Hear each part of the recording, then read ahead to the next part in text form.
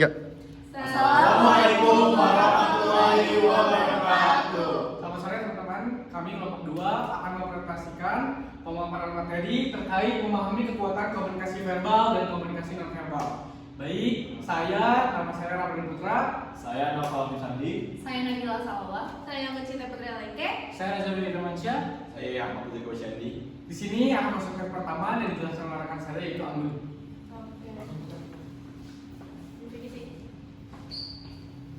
Jadi di sini ada definisi komunikasi verbal dan non-verbal. Komunikasi verbal adalah penggunaan kata-kata untuk menyampaikan pesan. Ini tuh termasuk berbicara, menulis, dan bahasa tubuh yang disengaja. Nah, komunikasi verbal ini biasanya dapat membangun kepercayaan diri dan juga dapat menyampaikan ide dan informasi dan opini kepada orang lain. Dan yang kedua, komunikasi non-verbal adalah cara kita berkomunikasi tanpa menggunakan kata-kata. Ini termasuk ekspresi wajah, bahasa tubuh, dan nada suara. Biasanya ini juga bisa disebut dengan bahasa isyarat. Komunikasi non-verbal sering terjadi secara otomatis dan tanpa disengaja. Di sini ada karakteristik komunikasi verbal dan non-verbal. Verbal terstruktur, logis, dan eksplisit.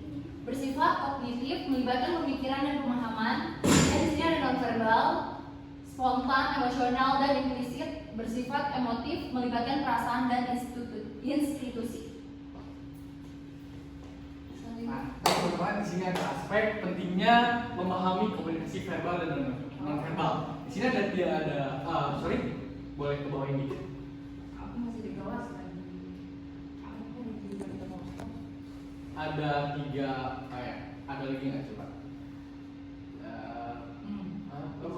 Naik atas. Nah, sini ada 3 aspek ya teman-teman. Di sini membangun hubungan, membangun rasa saling percaya dan koneksi yang lebih kuat. Nah, kenapa sih kita harus penting memahami komunikasi verbal dan non-verbal? Seperti yang dijelaskan oleh rekan saya sebelumnya, komunikasi verbal itu terstruktur teman-teman, oleh lisan, ditulis, atau segala macam. Sedangkan komunikasi non-verbal, gerakan tubuh, emosional, atau ekspresi teman-teman.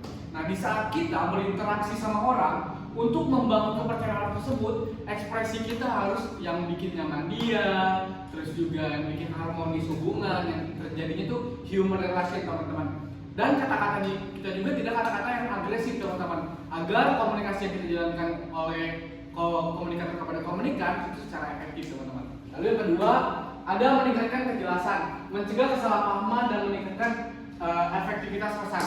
Nah, seperti yang tadi saya sebutkan, saya bilang teman-teman, bahwa kita terstruktur dan kita melakukan komunikasi dengan jelas, dengan tidak melakukan komunikasi agresif, itu akan mencegah terjadinya konflik sehingga pesan yang disampaikan mudah dipahami dan efektif. Serta juga untuk menimbulkan rasa kepercayaan kepada komunikan kita harus menimbulkan komunikasi non-verbal. Apa sih komunikasi non-verbal? Itu ekspresi, bahasa tubuh, senyum, sapa, kayak gitu teman-teman. Lalu di sini ada mendorong empati, membantu kita memahami perspektif orang lain dengan lebih baik. Terkadang orang-orang tuh empati itu tidak harus melewati komunikasi verbal teman-teman, tapi bisa jadi lewat ekspresi yang misalnya ada orang yang kecelakaan, dia nangis tanpa mengeluarkan kata-kata, itu ada empati dan simpatinya teman-teman. Tidak harus verbal dan non-verbal. Nah, itu makanya penting untuk memahami komunikasi verbal dan non-verbal. Selanjutnya akan dijelaskan oleh rekan saya. Next. Ya, selanjutnya ada studi kasus tentang pertemuan bisnis. Yang pertama ada persiapan. Pilih pakaian formal dan perhatikan bahasa tubuh. Pastikan pesan yang disampaikan terstruktur dan jelas. Selanjutnya nomor 2 ada pertemuan. Bersikaplah profesional dan ramah. Gunakan bahasa tubuh terbuka dan tatapan mata yang positif. Perhatikan bahasa tubuh klien. Yang ketiga ada penutup. Tunjukkan apresiasi dan berikan pesan yang jelas. Gunakan bahasa tubuh yang konsisten dengan pesan verbal. Studi kasus kedua itu hubungan interpersonal. Seperti yang bisa kalian lihat di atasnya, itu terkait hubungan cewek dan cowok, ya semacam pacaran. Yang pertama itu konflik. Saat terjadi konflik, hindari bahasa tubuh defensif seperti bersilang tangan.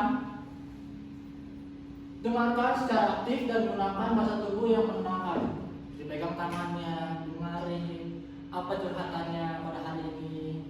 Yang kedua itu permintaan. Saat peminat membantu menggunakan bahasa tubuh yang ditunjukkan, kerendahan hati dan percaya diri, hindari bahasa tubuh yang pasif dan agresif, seperti kayak marah, kayak tidak terima terkait omongan satu sama lain. Yang ketiga itu ada dukungan. Saat memberikan dukungan, gunakan bahasa tubuh yang menunjukkan empati dan perhatian. Tunjukkan perhatian dan kesetiaan. Dengarkan curhatannya, keluh kesahnya pada hari ini. Gunakan bahasa tubuh yang istilahnya menenangkan untuk dia berbicara. Terima dia dengan baik, dengar curhatannya. Selanjutnya, Baik. Jadi di sini ada teknik untuk mengoptimalkan komunikasi verbal dan non-verbal. Yang pertama itu ada tingkat piramida yang pertama. Kita tuh harus sadar, perhatikan bahasa tubuh. Nah, bahasa tubuh itu diri kita sendiri dulu sebelum kita melihat orang lain. Pahami bahasa tubuh kita sendiri dulu. Seperti saya sedang berkomunikasi non-verbal karena ketika saya merasa nervous gitu, saya akan menggerakkan tubuh saya untuk memulai sebuah percakapan karena ini merupakan bentuk kesadaran diri saya karena saya orangnya nervous ketika berbicara di depan umum. Jadi saya suka menggerakkan tangan saya untuk membangkitkan kesadaran diri saya.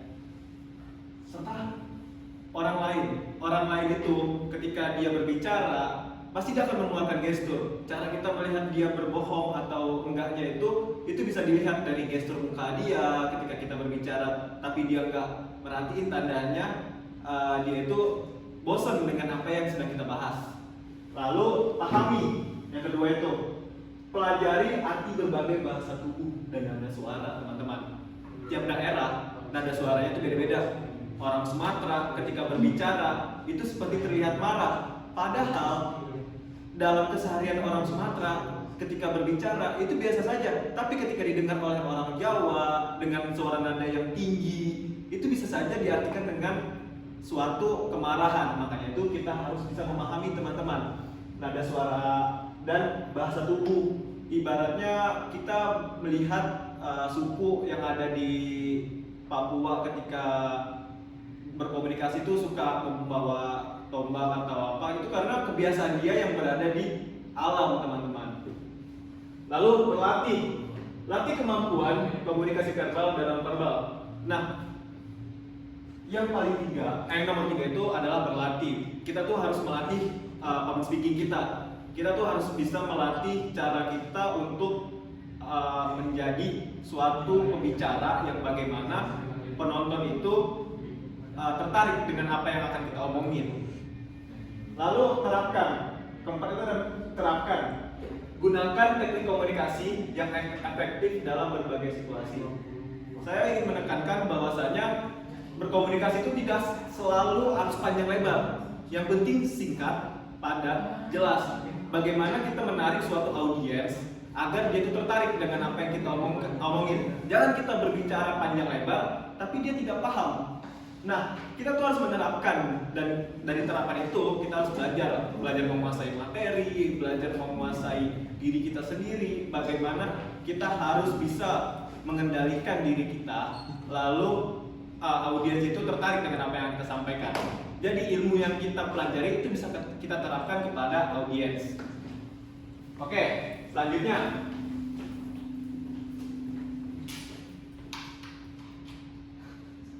Nah, kita sudah di akhir.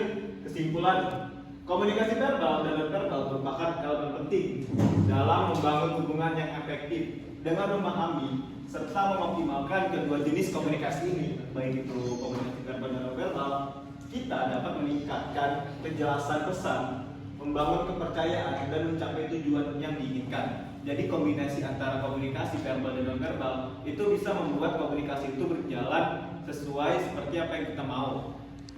Oke, itu aja dari kelompok kami, yaitu kelompok 2. Kurang lebihnya mohon dimaafkan apabila ada salah kata atau kurang dari presentasi kami kali ini. Billahi taufiq wal hidayah. Wassalamualaikum warahmatullahi wabarakatuh. See you guys. See you. Quack.